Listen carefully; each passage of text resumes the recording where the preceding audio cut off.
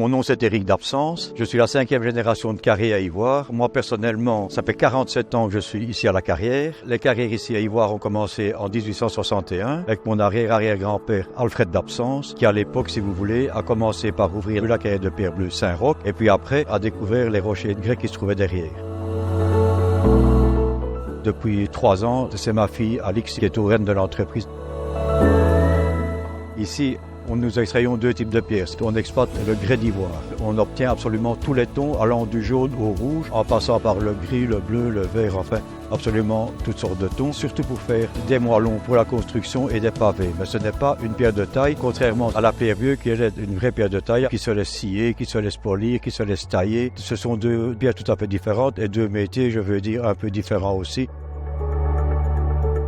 On commence l'extraction de la carrière par le tir de mine. Autant dans la pierre de grès que dans la pierre bleue. Il prend les pierres et alors il les distribue aux découpeurs qui découpent la pierre à l'aide fendresse, on appelle ça. Pour ouvrir les gros blocs de pierre, ils prennent des aiguilles qui s'appellent des spigots. Il faut savoir que la pierre de grès a 3 côtés. Elle a un côté coupant, elle a un côté fendant et puis alors elle a la peau, la coyenne comme on appelle ça en wallon, qui est le mauvais côté sur lequel on peut taper tant qu'on veut, ça ne passera jamais. Les blocs passent au cliveur, ensuite aux épinceurs qui eux font des moellons, des pavés, des pierres d'angle, toutes sortes de pierres pour la construction.